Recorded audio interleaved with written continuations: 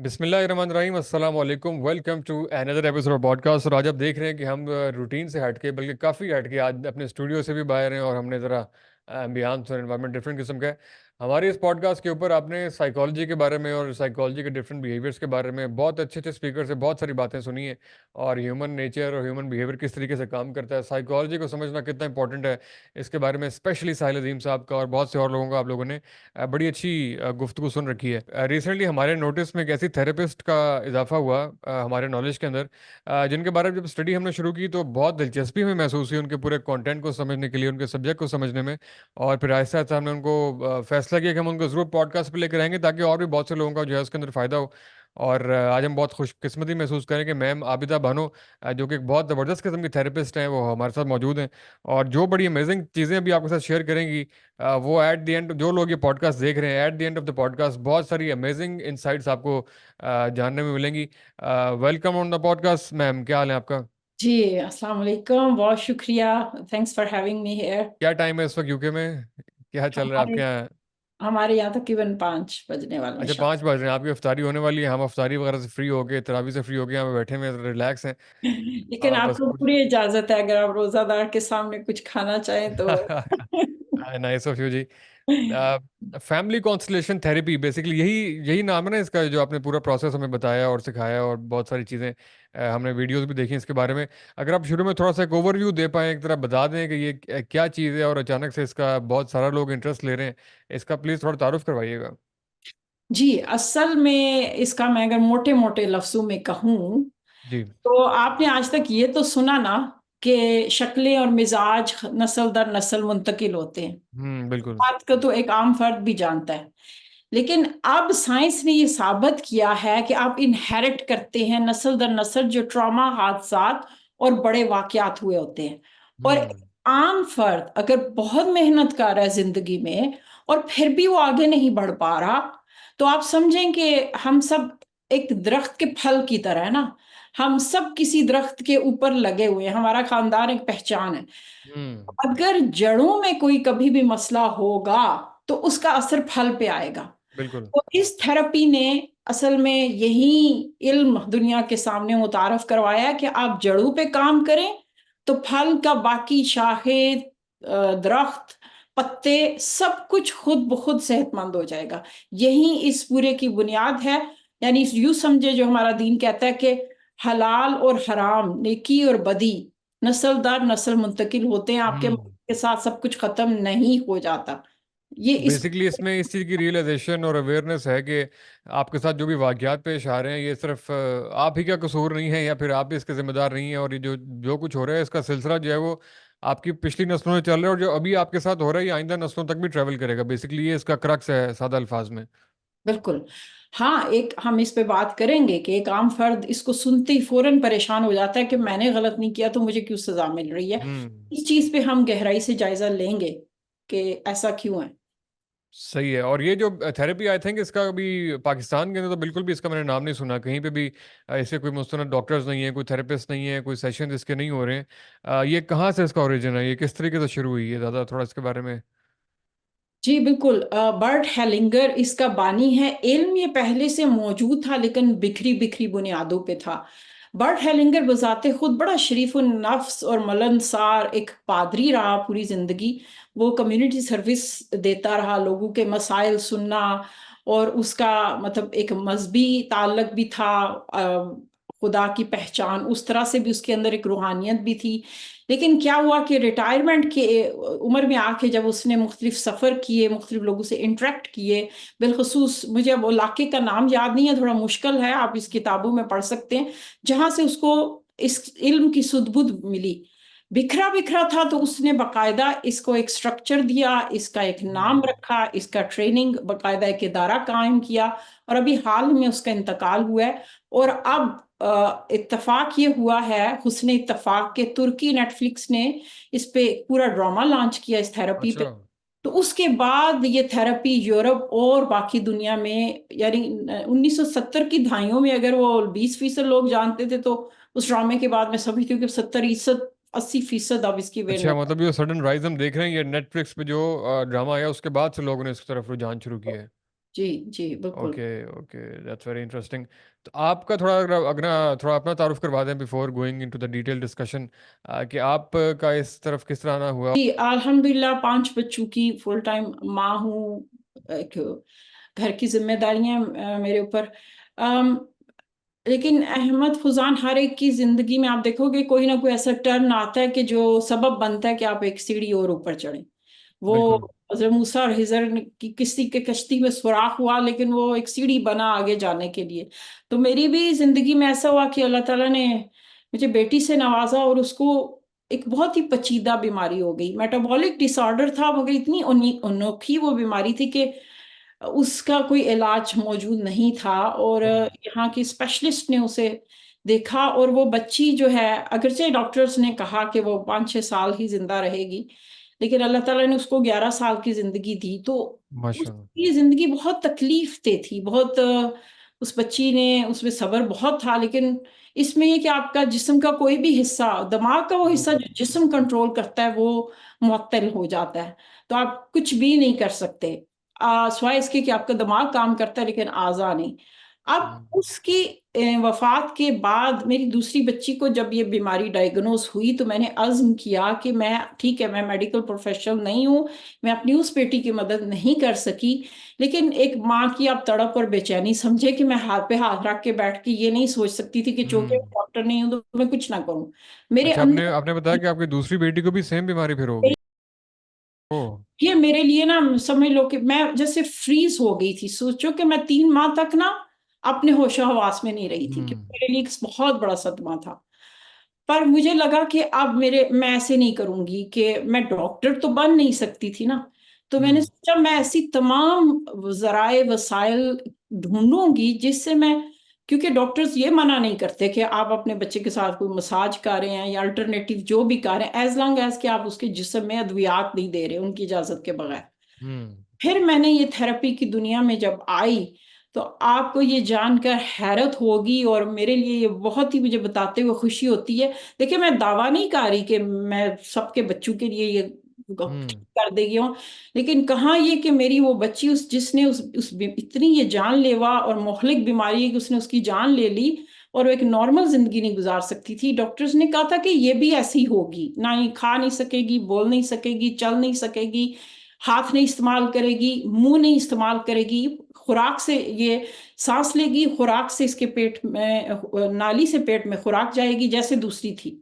हम्म। लेकिन आप देखेंगे ये बच्ची 2 ज़बानें बोलती है, नॉर्मल स्कूल जाती है, चल नहीं अभी सकती, लेकिन आप उससे, उसने कोई सूरतें हिफ्ज़ की हुई हैं, अरबी अच्छा, माशाल्लाह, पढ़ती है। She survived. ना सिर्फ ये कि सर्वाइव, बल्कि उसकी उसकी यानी जो प्रोग्रेस है, वो इतनी अच्छी है कि डॉक्टर्स ने, अच्छा। हाँ, ये कि 6 दवाइयाँ थी, अब 2 हैं, और उनमें से भी 1 बिल्कुल माशाल्लाह। कर दी है उन्होंने। अल्हम्दुलिल्लाह। तो it's a miracle for me. तो मैं सबसे बड़ी एक शाहिद हूँ, एक बिलीवर हूँ इन थेरेपीज़ की, कि अच्छा, नहीं तो ये आपने ये सारा किस तरह बड़े आपने सादा अल्फाज में बता दिया, लेकिन अब मतलब ये कि कोई इतना आसान होगा नहीं ये सब कुछ करना है प्रैक्टिकली। ये मुमकिन कैसे हुआ? ये इसी थेरेपी के नतीजे मुमकिन हुआ या इसके लिए कोई और थेरेपी लिया आपने? मैंने मुख्तलिफ थेरेपीज़ उस पे आज़माई। उसमें एक tapping EFT, emotional freedom technique, वो थेरेपी मैंने आज़माई। मैं 6 माह तक लगातार रोज़ाना 10 मिनट के लिए उसकी एनर्जी हीलिंग करती थी, उसकी टैपिंग करती थी। और फिर क्या हुआ कि मैंने कुछ और माँओं से भी कहा जिनके ऑटिस्टिक बच्चे थे, कि भई जो हम्म। मेडिकल प्रोफ़ेशनल इजाज़त देते हैं कि आप इस तरह की थेरेपीज़ करें, तो आप ये आज़माएँ। होता ये था कि मैं दुआएँ पढ़ते हुए ना, उन पॉइंट्स को आपने टैप करना होता है, जिसके कोई साइड इफ़ेक्ट नहीं है। मैंने पूरा साल जब एक्सपेरिमेंट किया, मसलन 6 1 महीना मैं नियत करती थी कि ये बच्ची इस माह कुछ बोले, उसके लिए मैं उसका ना बहुत ज़्यादा, जैसे 30 मिनट मैंने उसकी, 15 मिनट सुबह, 15 मिनट शाम को अफ़र्मेशन करती थी, उसकी एनर्जी हीलिंग करती थी, उसकी टैपिंग करती थी। 6 माह लगातार मैंने ऐसे किया। जिस नियत के साथ मैं वो करती थी ना, हम्म। वो चीज़ उसके जिस्म में, उसके दिमाग ने करनी शुरू कर दी, और उसके अंदर वो बेहतरी आने लग गई थी। दैट ये इज़ वेरी चेंज वेरी आया। इंटरेस्टिंग। आप यकीनन आप और भी डिटेल्स हमसे शेयर करेंगी, लेकिन ये जो आपने वर्ड्स यूज़ किए, ये पाकिस्तान के अंदर हमारे जो है ना बड़े एक नापैद और बड़े नायाब वर्ड्स हैं, लेकिन बहुत ही ज़बरदस्त वर्ड्स हैं। एनर्जी हीलिंग आपने वर्ड यूज़ किया है, मतलब ये कि प्लीज़ इसको थोड़ा एलैबोरेट करें। मैं ये चाहूँगा आप खुद ही अपने अल्फाज में इसको एलैबोरेट कीजिएगा। Energy healing, what is that? हर चीज एनर्जी है जिसको एक जमाना था फौजान के, कुछ लोगों को, कुछ चीजों को हम मुर्दा कहते थे कि वो बढ़ती नहीं है, जैसे पत्थर को मुर्दा समझा जाता था। लेकिन साइंस ने साबित किया कि हर चीज असल में एनर्जी है। जैसे इवन जो चीजें हमें जामद दिख रही हैं, असल में उनमें एनर्जी है, वो और शक्लों में बढ़ती हैं। तो एनर्जी ये है कि एनर्जी ट्रेवल करती है, उसके लिए वक्त और फासला मैटर नहीं करता। इसकी मैं आपको सादी सी मिसाल से समझाना चाहूँ कि अगर आप को मैं एक मस्जिद की एनवायरनमेंट की एनर्जी कैसी आपको महसूस होगी, और एक किसी नाइट क्लब और जहाँ पे बहुत ज्यादा शराब पी जा रही हो वहां आपको बिठा दिया जाए, तो आपका जिस्म उसकी वाइब्रेशन को महसूस करेगा। हम्म। तो और अगर आप बस पे सफर कर रहे हो और आपके साथ एक, आप उस फर्द को नहीं जानते लेकिन बिल्कुल अजनबी है, पर वो बहुत अच्छा इंसान है, आपको और तरह की कैफियत आएगी। और अगर वो इंसान जालिम, कातिल, डाकू बिल्कुल बिल्कुल बहुत ही ऐसी है, बाजों का जो आपको वाइब्स का बयान वर्ड यूज नहीं होता है कि इससे बड़ी, इस बंदे से बड़ी पॉजिटिव वाइब आती है, ये भी होगा। इज इट द हाँ, सेम थिंग? बिल्कुल, आप वो जो वाइब्स महसूस करते हैं हम उसी को एनर्जी कहते हैं। तो हम्म। आप एनर्जी को हील कर सकते हैं। तो इसके मुख्तलिफ नाम हैं, और इसी की मॉडर्न शक्ल फैमिली कंस्टलेशन है कि ओह, आप दैट इज एनर्जी वेरी की वेरी इंटरेस्टिंग। फ्रीक्वेंसी को ठीक कर दें, तो वो फर्द का जो जिस्म है वो खुद ब खुद बेहतरी की तरफ आना शुरू हो जाएगा। माशाल्लाह। और आप बता रहे हैं कि आपने इस पॉजिटिव एनर्जी और इस एनर्जी हीलिंग की वजह से अपनी बहुत खतरनाक बीमारी के शिकार बच्ची को आपने बल्कि ना सिर्फ बचाया, बल्कि उसको जिंदगी में वो एक नॉर्मल है। अब प्लीज कंटिन्यू कीजिएगा इसके आगे, फिर जी, एक सफर छोटी कैसे सी आपका? चीज, हाँ, एक इजाफा कर दूं कि 1 साल के तजर्बे के बाद और मेडिकल प्रोफेशनल्स की इजाजत के बाद कि भाई इसके साइड इफेक्ट्स नहीं हैं, मैंने इस पे आप वीडियो बना के चैनल पे डाल दी हुई है, एक पूरा कि कोई माएँ जो अपने स्पेशल नीड बच्चों के साथ अगर ये करना चाहें जो मैंने किया, तो उसका बिल्कुल। पूरा तरीकाकार मेरे नहीं, पास। बिल्कुल हम इसको एंड पे भी बताएंगे। और अभी जिन नाजरीन ने यहाँ तक ये पॉडकास्ट देख लिया और उनको कोई दिलचस्पी महसूस हो रही है इससे, ऑब्वियसली बहुत से लोग रब्ता करना चाहेंगे। हम इनमें नंबर देंगे आपका, अगर आपका सेशन बुक करना चाहें और ये थेरेपी लेना चाहें, तो आप ऑनलाइन जो है वो पूरी थेरेपी इसको करती हैं। और इंशाल्लाह नेक्स्ट वीक में मैं भी इसको पूरा ट्राई करूंगा, पूरे प्रैक्टिस करूंगा। Now I think it's high time कि फैमिली कॉन्स्टलेशन के बारे में फिर बताइएगा कि ये क्या चीज़ है, ये थेरेपी ये कैसे होती है, और इसका तारुफ अगर थोड़ा करा दें तो काफ़ी मुफीद होगा हमारी ऑडियंस के लिए। सही है। फैमिली कंस्टलेशन को अगर आप बहुत आसान लफ्जों में समझना चाहें, तो आप यूं समझें कि हर इंसान एक मुकम्मल शक्ल में पैदा होता है, यानी हर बच्चा जो दुनिया में आता है, जहां ये कि उसके आज़ाद पूरे होते हैं, वहां उसके जज्बात भी पूरे होते हैं। यानी हर बच्चे के अंदर, दुनिया का हर इंसान, उसके अंदर गुस्सा, मोहब्बत, हसद का जज्बा, ये तमाम चीजें उसके अंदर अल्लाह ताला ने रख दी हैं। ये हमारा फितरी मूड है, डिफॉल्ट मूड है। अब हम्म। आप जब दुनिया में आए तो आप एक मुकम्मल शक्ल में थे, आपके अंदर जज्बात सब कुछ मौजूद था। और हर इंसान की एक जो बुनियादी जरूरत है वो क्या है? राइट टू बिलोंग, कि मुझे इस खानदान में अगर अल्लाह ने पैदा किया तो I have a right to belong. उस खानदान और कबीले के ना, वजअलनाकुम शुऊबन व क़बाइल लितआरफू, वो जो तारफ है ना, वो आपके अंदर अर्ज रख दी गई है। होता ये कि आप जिस फैमिली में पैदा हुए, फर्ज कीजिए कि उस फैमिली में किसी बच्चे के पास बिल्ली थी या चिड़िया थी, और 4-5 साल का बच्चा, उसका वो बिल्ली का बच्चा मर गया है। अब उसके वो रो रहा है बहुत ज्यादा, उसके अंदर जज्बा है, उसने दुख को महसूस किया, बिल्कुल। और जज्बे के साथ उसके वालिद उससे कहते हैं, हो सकता है वो जॉब से थके आए हैं, और वो गुस्से से कहते हैं, ओ, हमारे यहाँ लड़के नहीं रोते, बिल्ली कुत्ते के तो मरने में तो हम बिल्कुल नहीं रोते, ये क्या हम्म। तुमने हमाकत की है। बच्चा नहीं जज करेगा, वो ये सोचेगा कि इस खानदान से मुझे बिलोंग करने के लिए अपना एक हिस्सा अलग करना पड़ेगा। वो जो कुदरती जज्बा मेरे अंदर है, ये गलत है, मुझे ये नहीं रखना चाहिए। और फर्ज कीजिए ये वाकया एक से ज्यादा दफा पेश आया है, यानी उसको कहा गया है, उसने उस चीज को अब याद कर लिया कि अच्छा भाई, इस खानदान का हिस्सा बनने के लिए लाजमी है कि मैंने आइंदा अपने जज्बात का इजहार नहीं करना, और मैंने रोना नहीं है। हम्म। ये अब उसने नॉर्मल से निकल के वो हिस्सा निकाल दिया, क्योंकि उस बच्चे को जस्ट राइट टू बिलोंग, उसको उस खानदान का हिस्सा रहना चाहिए, उसकी कोई भी कीमत चुकानी पड़े। तो उसने अब अब नॉर्मेलिटी अडॉप्ट कर ली एक अब तरीके से। अब वो चीज ट्रॉमा बन जाएगी, हम्म। वो ट्रॉमा बनेगी, और लेटर इन लाइफ वो डिप्रेशन एंजाइटी के पीछे वो ट्रॉमा होगी। ना सिर्फ ये कि वो ट्रॉमा बनेगी, बल्कि फिर जब उसकी अगली नस्ल होगी और फिर उसके बाद जो अगली नस्ल होगी, वो ट्रॉमा ऐसे ट्रेवल करता जाएगा यहां हम्म। तक कि उसको अगर हील नहीं किया गया। अच्छा, फर्ज कीजिए एक नस्ल बच गई है, एक और बच्चा आएगा और वो कहेगा कि भाई your story is forgotten, I am going to relive your story. आपका जो ट्रॉमा है ना, मैं उसको कैरी करूंगा out of love, because I want to belong to this family. वो उस ट्रॉमे को लेके नस्ल दर नस्ल वो ट्रॉमा जो है वो चलता चला जाएगा।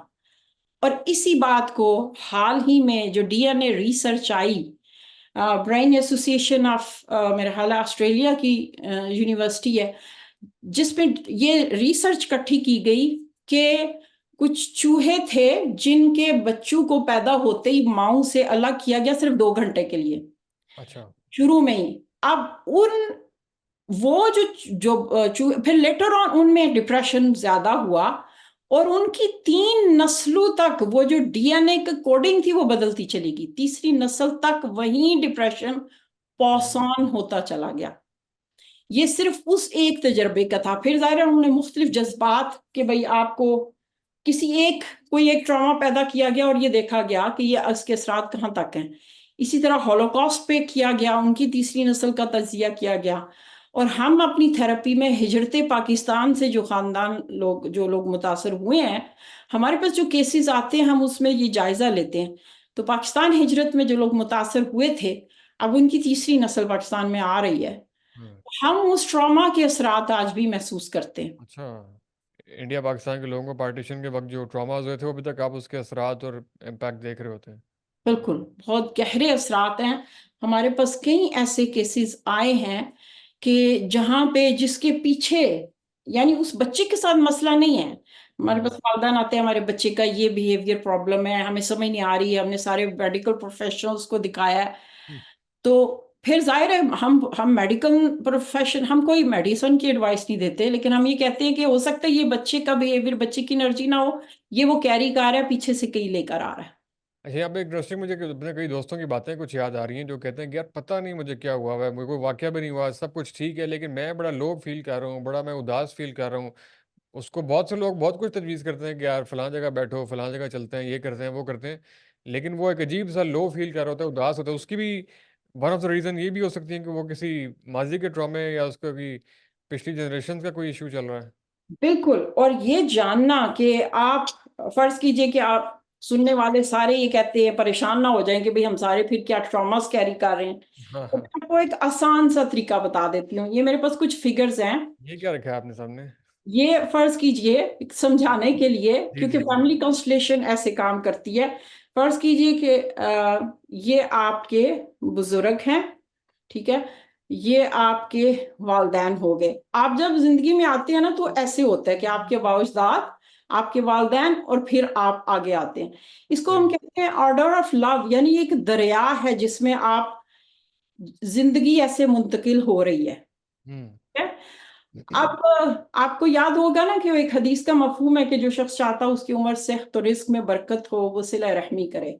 बिल्कुल। रहम के रिश्ते, ये रहम के रिश्ते, फैमिली कंसलेशन में ये बात बिल्कुल वाज़ेह है कि सिवाय रहम के रिश्तों के किसी और की एनर्जी आपको मुतासर नहीं कर सकती, अच्छा। चाहे आपका उससे कल्बी ताल्लुक कितना ही ज्यादा हो। यानी बीवी मियाँ की, मियाँ बीवी की एनर्जी को मुतासर नहीं करता। हाँ, जब बच्चा आता है तो वो मुतासर होता है। ये जो रिवर है ना जिंदगी का, आप इस खानदान में आए, ठीक है, आपके पीछे अब आप इसका हिस्से, आप आज चलते चले जाते हैं।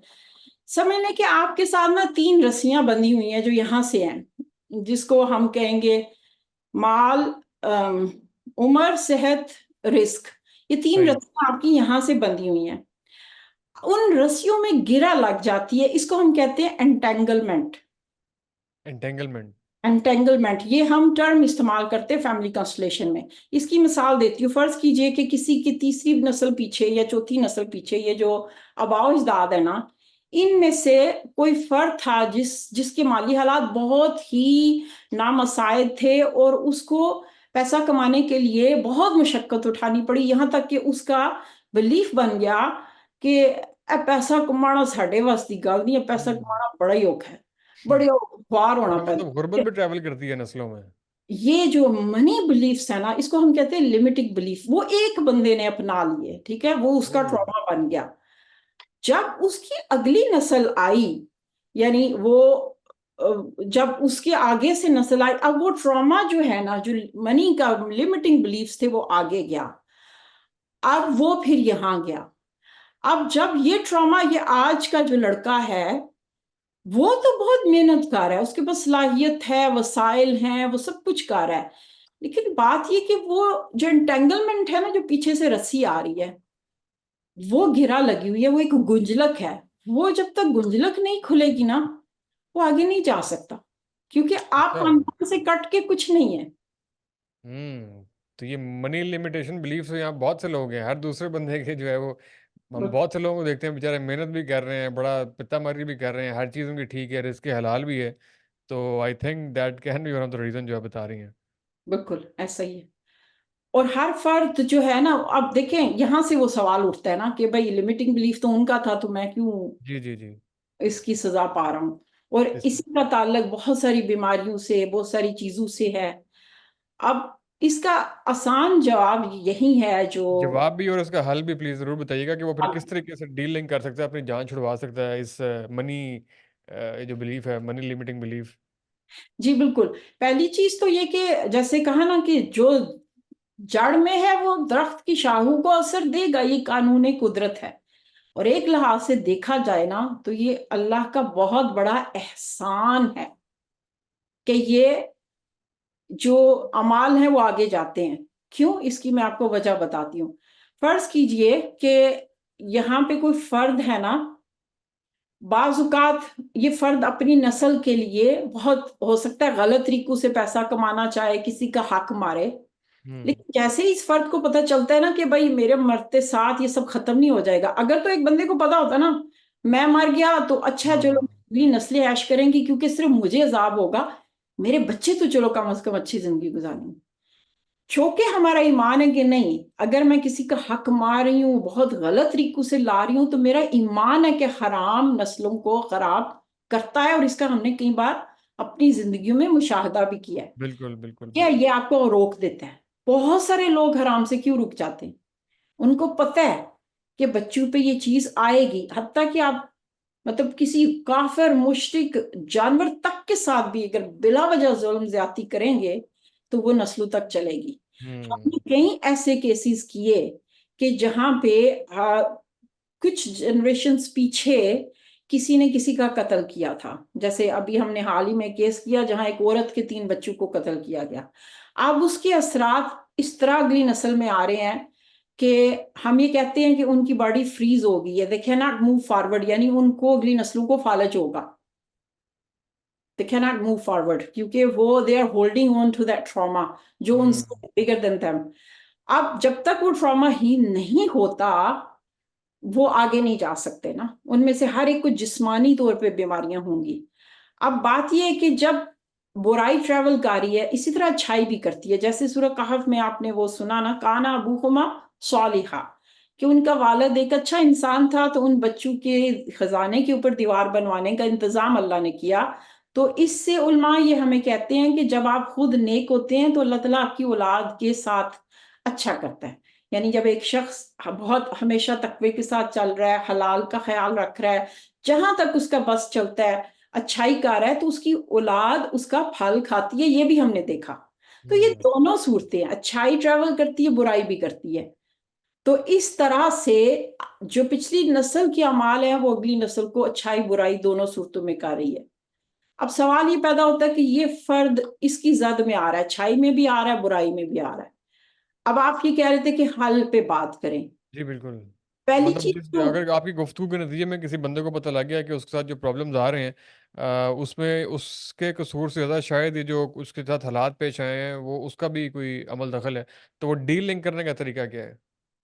पहली चीज तो ये कि ये ख्याल रहे कि असल जो आपकी एंटेंगलमेंट है ना, जैसे देखो फौजान के, आपको फर्ज कीजिए कि आपके ना कुछ अरसे से आप कहते हो कि मेरे ना ऐसे सर में दर्द हो रहा है, तो आप जी। प्रोफेशनल के पास जाते हो और कहते हो कि मैंने घर में टोटके करके देखे हैं, मुझे आराम नहीं आया, तो मेरे चूंकि ये मुसलसल हो रही है तकलीफ, तो अब मुझे, मेरा ये डायग्नोज है, मेरा मेरा ये डायग्नोज है, मेरे सर में दर्द है, मुझे सर दर्द की दवाई दे।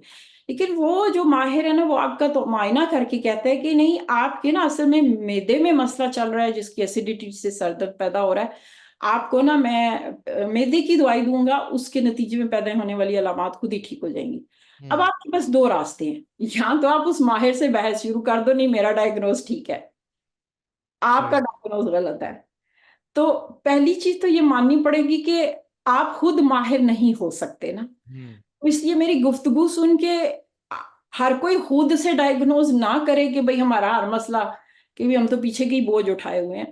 खुद से वो तय ना करें, इसके लिए आपको प्रॉपर थेरेपी ही लेनी पड़ेगी, थेरेपी लें, और एक्सपर्ट ये से। जो आप कर सकते हैं, ये जो हम दुआएं करते हैं ना, सदके देते हैं, जी जी। उससे ट्रॉमास हील होते हैं, अच्छा। हम आजाद होते हैं। इसीलिए दुआएं, बिलखसूस रमजान में जब आप दुआएं करते हैं ना, तो ये आपकी वो एनर्जी की क्लेंजिंग कर रहे होते हैं। यहाँ पे बड़ा इंटरेस्टिंग है फिनोमेना की, एक तरफ मेडिकल साइंस से चीज़ों को यहाँ पे बता रही हैं, प्रूव भी कर रही हैं, बहुत सी आप कॉन्सेप्ट बता रही हैं, और साथ ही साथ आप जो हमारे ईमानी या एतकादी जो चीज़ें वो भी आप साथ बयान करेंगे, वो भी एग्जिस्ट करते हैं और वो भी रियल हैं, जो बहुत से लोग क्लेम करते हैं कि ऐसा कुछ नहीं होता, हम्म। सदका कुछ नहीं होता, नज़र कुछ नहीं होती, और किस्मतें कुछ नहीं होती हैं, बहुत सारे और क्लेम्स आते हैं। लेकिन आप जो है वो कुछ और मंजर की शिकार हैं यहाँ पे। आपने शायद देखा हो, अक्सर कबाइल में ना या दूसरे मज़ाहब में लोग बड़े रिचुअल्स करते हैं अपने अबाजदाद के नाम से, उनको खुश करने के लिए। जी। बहुत जो उनकी रसूमात बनी हुई हैं और यस। खास दिन बने हुए हैं उनके चढ़ावे देना, और वो तसव्वुर किया है कि वही हमारे अबाजदाद हमसे राजी होंगे तो हमारे यहाँ खुशहाली आएगी। हम्म। हमारा चूंकि दीन सिर्फ अल्लाह से ही नफा नुकसान मांगने का है, कि अल्लाह ही कादिर है, हम डायरेक्ट रूहों और मुर्दों से नहीं करते, हम ऐसे करके, यानी हम अल्लाह से कहते हैं कि वो माफ करे, वो उनके दर्जे बुलंद करे, क्योंकि हम बराह रास्त, मैं अपने वालदैन तक को नहीं आगे जाके इन्फ्लुएंस कर सकती। तो ये हमारा ईमान है। तो वो अमल आप जारी रखें, और आप चाहें तो उसमें ये नीयत शामिल कर सकते हैं कि भाई मेरे जो मसाइल पेश आ रहे हैं, अगर इसके पीछे कोई एंटेंगलमेंट है तो अल्लाह ताला उससे मुझसे हटा दे, हम्म। तो वो भी मदद ऑब्वियसली करेगी। नेगेटिव भी होता है, और दूसरे में जो सदका जारी का कॉन्सेप्ट है वो भी आई थिंक इसके अंदर जो है वो कवर होता है। हम्म। अच्छा, इसमें एक बहुत दिलचस्प बात मैं आपके जी। सामने रखना चाहूंगी कि वो यूरोप जिसने इस थेरेपी को मुतारफ कराया, और जब यहाँ पे आप जानते हैं कि फैमिली सिस्टम तकरीबन खत्म हो चुका है, वालदैन बच्चों से दूर है। तो जब मेरी ट्रेनिंग चल रही थी, तो मेरी जितनी भी कोलीग्स थे और जो ट्रेनर्स थी, ये वो सोसाइटी बन चुकी है कि जो वालदैन की अहमियत को नहीं मानते। मैं कई ऐसे कोलीग्स को जानती हूँ जो शायद 8 साल पहले माँ से मिले थे, वालदैन जिंदा हैं हम्म। लेकिन राब्ते नहीं है ना। अब क्या हुआ कि जब ये थेरेपी मुतारफ हुई, तो उनको पहली चीज ये पता चली कि भाई वालदैन से कतई ताल्लुकी आपके बहुत ज्यादा मसाइल की जड़ है। अच्छा। इसलिए आप, अगर मैं रिकमेंड करूंगी, आप मार्क वॉलिन की इंटरव्यू देखिएगा यूट्यूब पे। आप जब ये मार्क, ये इसका नाम लिखेंगी, तो ये किताब इंटरनेशनल लेवल पे मशहूर है, इट डिडंट जी जी। Stop you. तो बिल्कुल। आप देखेंगी कि उस ये हम बंद डिस्क्रिप्शन में भी मेंशन कर देंगे जो किताबें आपने रेफर कर रही हैं, चलो। ये इसकी नजर चली गई थी, यानी डॉक्टर ने कहा कि आप चंद माह तक आपकी बाद आपकी बीनाई खत्म हो जाएगी। और उसने सालों साल, जिसको कहते हैं ना तपस्या करना, और जापान गया, और कौन सा इसने बंदा है जिसको छोड़ा नहीं है, क्योंकि मेडिकली ये मायूस हो चुका था। तो आखिर पे इसको पता चला कि भाई चूंकि तुम्हारी वालदा के साथ तुम्हारा ताल्लुक अच्छा नहीं, अच्छा। तो जापान वालों ने वापस भेजा, go and talk to your mother, कि तुम्हारी सेहत वापस आएगी अगर तुम वालदा से अपने सुलह कर लो।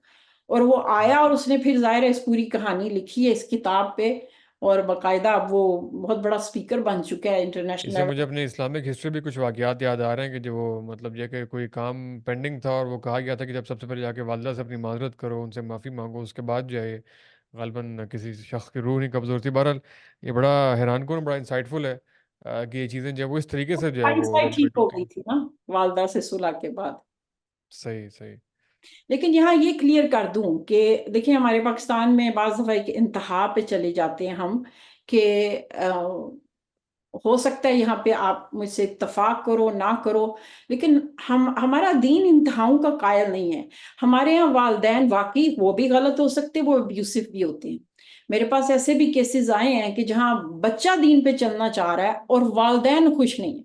यानी बच्ची हिजाब लेना चाह रही है, लेकिन वालदा को अच्छा नहीं लग रहा कि ये दीन के रास्ते पे चले। तो ऐसे ही। वालदैन इंसान है, वालदैन के लिए सिर्फ 2 या 3 आयात पे बात की गई है। मियाँ बीवी से 200 से ज्यादा आयात उतरे। बिल्कुल और ऐसा ही है। हम एक इंतहा पे चले जाते हैं, हम उनकी गलतियों पे बात नहीं करते, उनके अब्यूसिव रवैयों पे नहीं। तो ऐसा नहीं है कि हम ये कह रहे हैं कि अगर किसी ने वालिदैन गलत कर रहे हैं तो आप अप्रूवल दें और उसको ना एक ब्लैकमेल के तौर पे इस्तेमाल किया जाए। देखा, मेरा लेक्चर सुन के कोई भी वालिदैन उठेंगे, देखा हमारे ये हकूक तो वो हकूक नहीं, आपको भी हम्म। अल्लाह के यहाँ जवाब दे। हमारा ये कहना होता है कि वो जो गुंजलक है ना, वो आपके एतराफ, आपकी थेरेपी से दूर हो जाएगा। उसके लिए वालदैन के साथ आपने सिर्फ एक्सेप्ट करना होता है कि हाँ भाई, मैं आप जैसे भी हैं, आपने मेरे साथ ज्यादती की, जुल्म किया, जो भी था, आपकी कहानी से मैं उसको एक्सेप्ट करती हूँ। मैं फिर भी आपकी बेटी हूँ, मैं आपको कबूल करती हूँ। जैसे ही आप उसे एक्सेप्ट करते हैं ना, वो गुंजलक वो हील हो जाती है। बिल्कुल ऐसे ही है। यहाँ पे मैं एक और आपसे क्वेश्चन पूछना चाहूँगा, आपकी शायद किसी जगह में किताब में या कहीं में पढ़ा भी कि कुरान का और इमोशनल इंटेलिजेंस का आपस में क्या ताल्लुक है, और इससे हम किस तरीके से मुस्तफीद हो सकते हैं। जी, ये कुरान चूंकि इंसान, कुरान का मौजू इंसान है, और हम जानते हैं कि इंसान एक रोबोट नहीं है ना। बिल्कुल। इंसान एक जज्बाती मखलूक है, और कुरान ने इस चीज को इतना ज्यादा अकोमोडेट किया है। मेरी जो इंतहाई पसंदीदा मसाले हैं ना, एक तो वो है कि देखिए, फुजान, अगर आज आपके सामने या मेरे सामने कोई आके ये कहे, अरे मैं आज से पहले ही मर जाती, मैं भुला दी जाती, तो यकीन माने मैं उसके तकवा पे शक करके उसको शायद कोई फतवा देना चाहूँ, वही ये तो मायूसी की बातें, ऐसे नहीं कहते, हम्म। अस्तगफिरुल्लाह, तुम्हारा अल्लाह पे भरोसे नहीं। लेकिन बिल्कुल। हजरत मरियम अलैहिस्सलाम के अल्फाज कोट किए हैं कुरान ने, या लैतनी क़ब्ल मित्तु हाज़ा व कुन्तु इन नस्यम मनसिया, काश मैं इससे पहले ही मर जाती। अल्लाह ताला उनकी ये बात सुन के उनको कंफर्ट दे रहा है। हजरत याकूब अलैहिस्सलाम एक डिप्रेशन के अरसे से गुजर रहे हैं बेटे की जुदाई में। तो कुरान ये नहीं कह रहा कि तुम गम ना करो, रो मत, अपने इमोशंस को दबा दो, बल्कि वो हमारे इमोशंस को मैनेज करना सिखाता है। और कुरान ने ये काम बहुत खूबसूरती से किया है। एक जगह जो मेरा पसंदीदा जो कि मेरा ये मौजू है, कुरान इमोशनल इंटेलिजेंस, जब हजरत यूसुफ अलैहिस्सलाम की कहानी चलती है, उसमें इमोशंस के दरिया हैं। अच्छा, उसमें फिल्म चल रही है और बहुत रवानी से चल रही है, और एकदम से ना, ऐसे जैसे अल्लाह ताला पॉज बटन दबा देता है और कैमरा जूम इन करता है। और क्योंकि अल्लाह ताला कोई बात भी हमें, यानी नाउज़ुबिल्लाह, अल्लाह ताला गैर ज़रूरी बात नहीं कर रहा, कैमरे को रोक के ना हमें एक सीन दिखाया जा रहा है। हज़रत यूसुफ अलैहिस्सलाम जब भाई इल्ज़ाम लगाते कि हाँ, इससे कबल इसका भाई भी चोरी कर चुका, तो वहाँ पे अल्लाह ताला हज़रत यूसुफ की नुमाइंदगी करते कि वो दिल में पी गया, यानी अंदर एक इमोशन पैदा हुआ है, और बिल्कुल। कैमरे ने ज़ूम इन करके उनके चेहरे के इंप्रेशन को हमारे सामने रखा है। इतनी हम्म। बारीकी, इतनी बारीकी। क्यों? ऐसे ही। अल्लाह ताला क्या चाह रहा है कि तुम इस तरह गुजरोगे कि मैं नोट करूंगा कि कहाँ तुम्हें बातें पीनी पड़ी हैं। हम्म।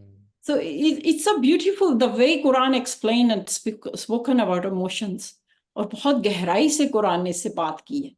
माशाल्लाह, ये तो बड़ा अच्छा है। और थोड़ा सा अगर आप फ्यूचर के अपने थोड़ा सा एम्बिशंस और लाइमल के बारे में बता देंगे, इसको किस तरीके से आपका प्लान है कि इसको आप मज़ीद मुतारफ़ करवाएं ताकि मज़ीद लोग इससे फ़ायदा हासिल कर सकें।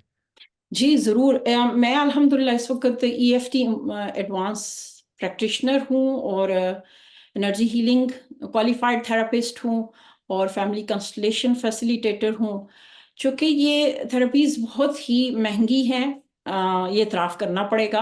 अगरचे राइट। इसका दौरानिया 4-6 माह का होता है, साल का होता है, लेकिन ज़ाहिर है 2 ढाई हज़ार डॉलर। आपके भी चार्जेस जो है वो महंगे हैं आपका क्या, अगर आप शेयर कर कर सकें ये तो? ये तो होगी चार्जेस की बात जो मैं अदा करती हूँ, लेकिन मेरी ये ख्वाहिश थी कि ये कितना नफा बख्श इल्म है।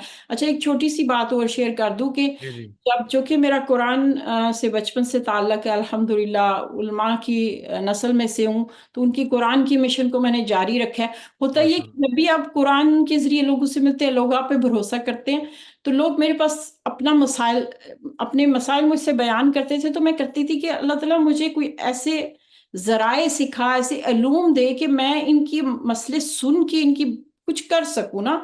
और पता है, रूहानियत की दुनिया में अक्सर गलत लोग भी छाए होते हैं, और हम हम्म। में से जब सही लोग आगे आने की कोशिश करते हैं तो मुश्किल आती है। लेकिन मैं कहती थी कि अल्लाह ताला मुझे आना है इस मैदान में। तो अल्हम्दुलिल्लाह इन थेरेपीज के तारफ के बाद ना सिर्फ मैं इसमें आई हूँ, बल्कि इस महंगे तरीन इल्म को मैं पाकिस्तान में फ्री ऑफ कॉस्ट ट्रेनिंग दे अच्छा। रही हूँ। इस वक्त माशाल्लाह। मेरा सारा स्टाफ पाकिस्तान से है, मर्द भी हैं, खवातीन भी हैं, जो अल्हम्दुलिल्लाह महाना 10,000 से लेकर 90,000 तक भी कमा रहे हैं। हम्म। क्योंकि हाँ, हमने इसके जो चार्जेस हैं, मेरी कोलीग्स इंडिया में इसके चार्जेस 15,000 रुपए पर सेशन है। यूरोप में या पाकिस्तान के देखेंगे 150 पाउंड, यानी तकरीबन $200, जो 30-40 हज़ार बनते हैं। लेकिन हम नहीं चाहते थे कि इस थेरेपी का इतना इतना महंगा, हाँ। बोझ एक फर्द पे पड़े, तो हम सिर्फ जी। 7,000 में फिल वक्त, जाहिर charges are subject to change, 7,000 rupees पी के आप? हम पूरे उस शख्स की जो है ना, वो कोशिश करते हैं कि उस सेशन में पूरी हिस्ट्री, उसकी एंसेस्टर्स एनर्जी, सबको चेक करते हैं। मैक्सिमम हम कहते हैं कि आप 2 करवाएं तो बेहतर है, लेकिन उस एक सेशन में ही आप कम से कम अपने आप को डिटॉक्स कर देते हैं।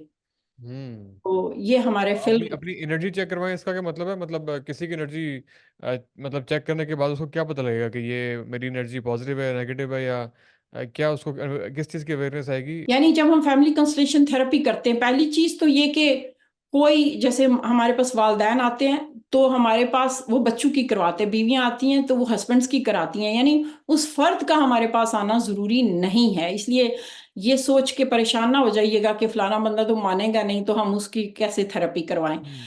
तो होता है कि वो फर्द जो मसला हमें बता रहा है, जैसे मैंने कहा किसी के सर में दर्द है, या किसी को फालज है, या कोई, हम ये दावा नहीं कर रहे, और ये प्लीज बिल्कुल क्लियर सबको बताइएगा कि हम किसी को मेडिकली हाल नहीं करेंगे, इलाज नहीं करेंगे, दवाइयां नहीं देंगे, ये हमारा काम नहीं है।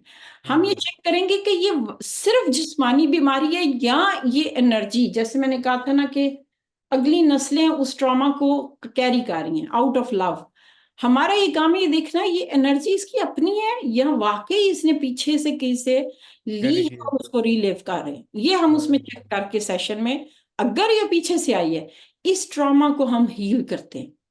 वो ओके। जैसे हील होता है, यकीन माने जो सबसे पहला असर आप देखते हैं कि आप जो एक फर्द हमसे थेरेपी करवाता है, अगेन मैं बहुत बड़े बड़े दावे नहीं करती हूँ कि महबूब कदमों में आके गिर जाता है तो रिश्ते हो जाते हम्म। हैं, तो ऐसा कुछ नहीं हुआ।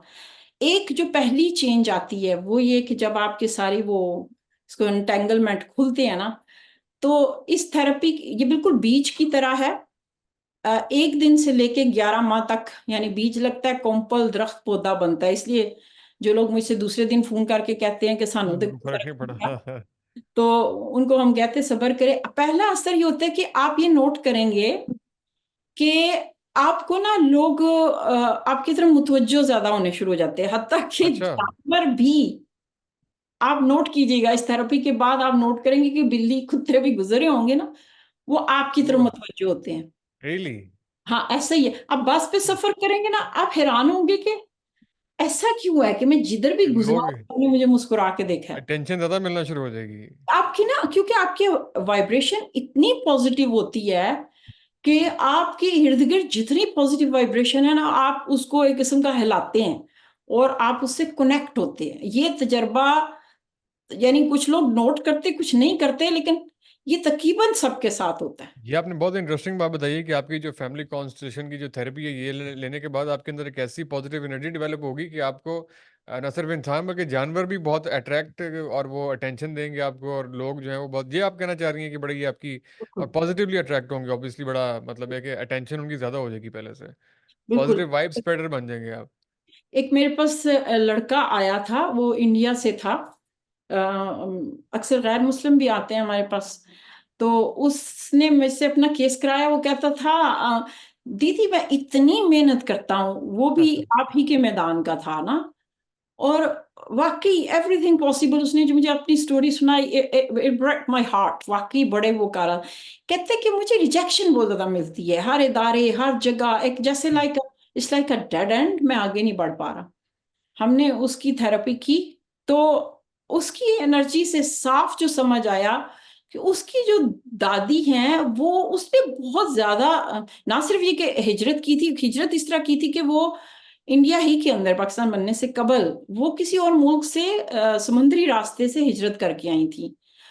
और मगर अगली नस्लों ने उनकी पूरी कुर्बानियों को भुला दिया, किसी ने उनको कभी याद नहीं रखा।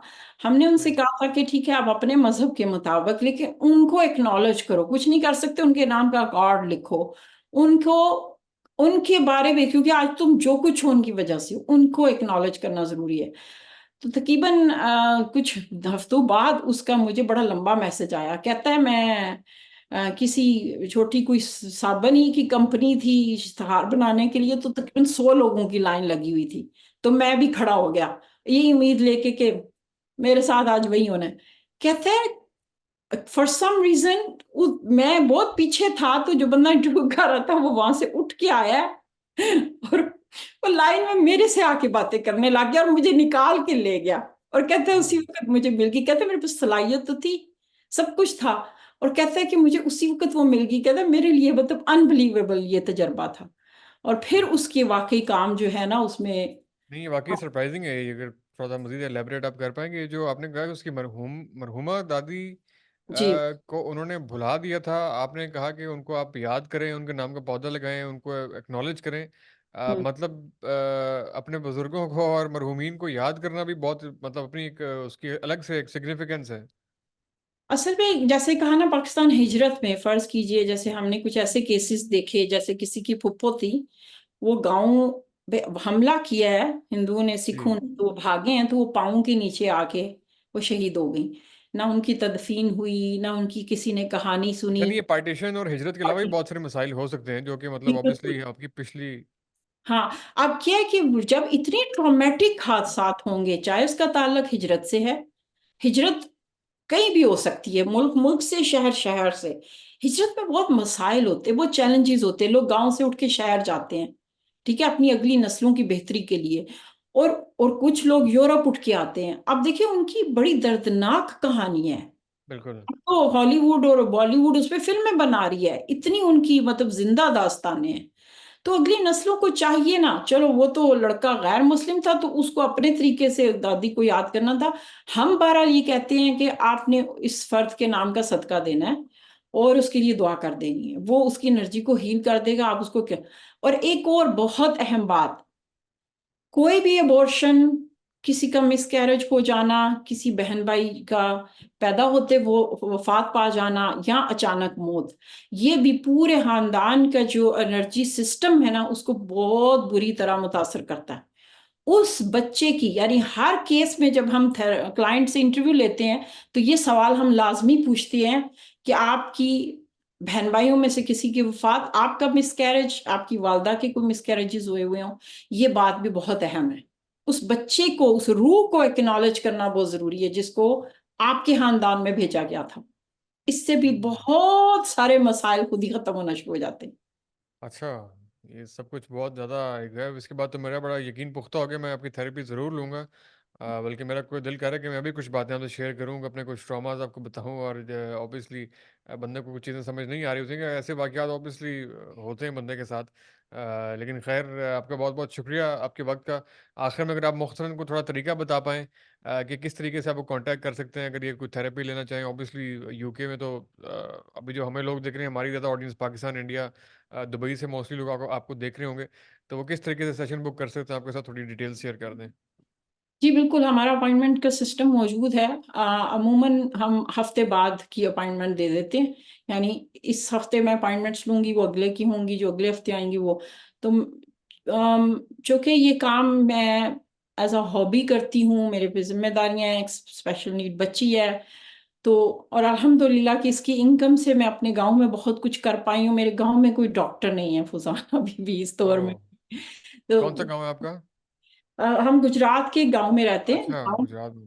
पास इर्द गिर्द के इलाकों में हैं फैसिलिटीज, लेकिन जाहिर है आप 24 घंटे डॉक्टर की तो जरूरत कभी भी पड़ सकती है ना। जी हाँ, जी हाँ। एक हेल्थ क्लिनिक चलाते हैं, मुख्तलिफ प्रोजेक्ट्स हैं जो हम करते हैं। तो अल्हम्दुलिल्लाह ये बहुत अच्छा मेरा पूरा प्रोजेक्ट इजी हील के नाम से है। आप अपॉइंटमेंट कहीं से भी ले सकते हैं क्योंकि ये ऑनलाइन है। इसकी सबसे बड़ी सहूलत ऑनलाइन की है।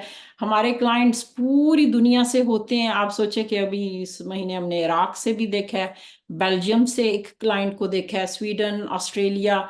और अल्हम्दुलिल्लाह अभी तक जैसे एक फैमिली ने हमसे 25 सेशन कराए हैं और एक ही फैमिली के हमने 60 सेशंस किए हैं। अच्छा, उसकी मतलब ज़ाहिर वजह है ये एक है एक कि ने उनको लिया होगा फर्क तो बाकी सबको उसने बताया होगा कि ये लेके मेरे पारों साथ ने ये उसने करेंगे। किसी को छोड़ा जी, नहीं है, अपने पूरे उसके माशाल्लाह 8 बहन भाई हैं और भतीजे भांजी हैं, उसने किसी बंदे को नहीं छोड़ा जिसके उसने मुझसे सेशन नहीं करवाए।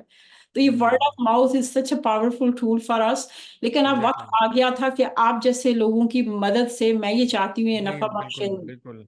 ये बिल्कुल, सब हम इसमें आपके करते हैं। साथ हैं, स्पेशली जो आपने एक बड़ा इंटरेस्टिंग यहाँ पे पॉइंट बताया, बहुत इंपॉर्टेंट पॉइंट है कि इससे आपका कोई बिज़नेस नहीं है, कमर्शियल पर्पज़ के साथ बिल्कुल भी नहीं कर रही हैं। आपका एक मिशन है, आपका एक कॉज़ है, आपका एक इंटरेस्ट है और जो जी पैसे इससे आते हैं, वो आप अपने गाँव में ऑब्वियसली सारे चैरिटी और सोशल वर्क इससे कर रही हैं। ये बिल्कुल भी कोई बिज़नेस या आपकी कोई वे ऑफ इनकम या खर्चा आपका इससे नहीं चल रहा है। ये बताना बहुत खैर इंपॉर्टेंट था। अच्छी बात आपने खुद ही ये कह दी, वरना मैं ज़रूर बताता। तो इसके चार्जेज़ भी अगर थोड़े से बता दें रिपीट करने के, चार्जेज़ इसके क्या हैं? जी, जो लोग ट्रेनिंग लेना चाहते हैं, बात ये है कि ट्रेनिंग के लिए मेरी कुछ ज़ाहिर है फ़िल्टर है कि बंदा वो कमिटेड हो। हफ्ते के कम से कम जो ख़वातीन मेरे साथ काम कर रही हैं वो हफ्ते के 3 दिन काम करती हैं और अमूमन 2 से 3 घंटे वो मुझसे लेती हैं।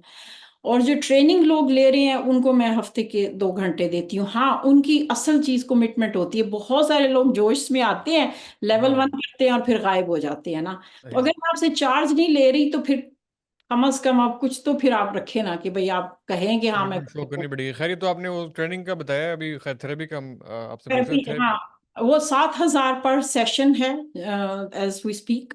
और एक और सेशन काफ़ी रहता है। यूरोप में 50 पाउंड है एक सेशन। हमारा अमूमन घंटे का होता है, 45 मिनट्स टू एन आवर, और जूम पर ही होता है। और इसमें इस open to males and females, Muslim non Muslim, ज़ाहिर है हम मदद करने के लिए हैं, तो कोई भी हुँ, इंसान हमसे रब्ता कर सकता है, चाहे वो कहीं पे भी हो दुनिया में।